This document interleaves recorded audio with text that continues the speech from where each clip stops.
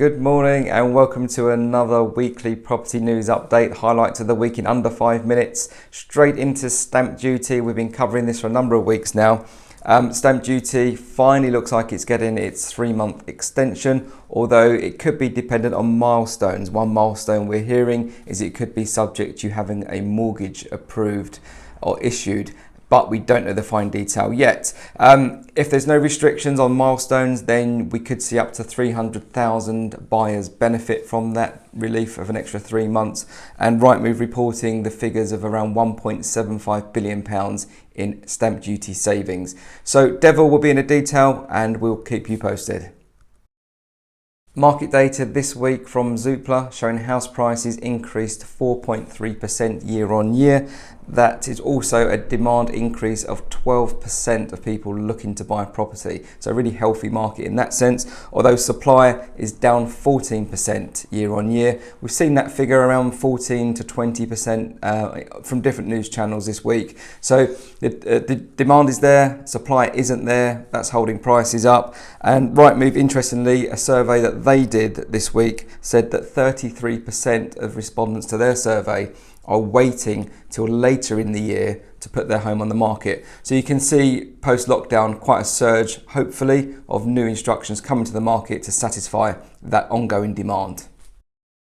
Now, has estate agency rediscovered its mojo? That's a question posed by Josh Rayner this week in his great article about all the mergers, acquisitions, investments going on currently in estate agency.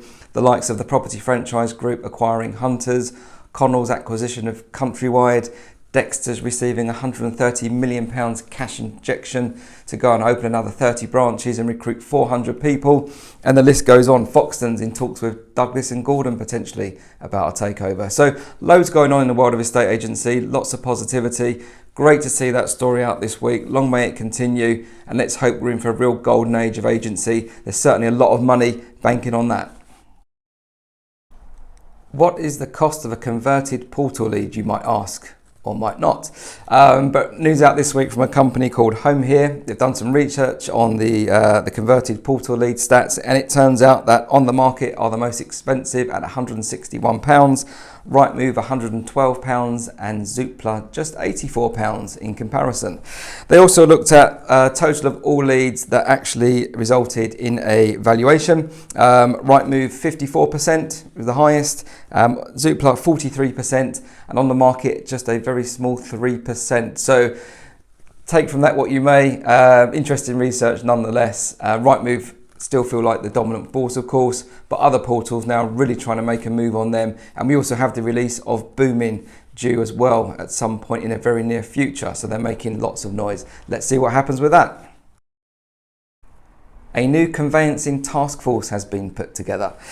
It's for reforming and enhancement of the process. So probably long overdue. Great that it's there.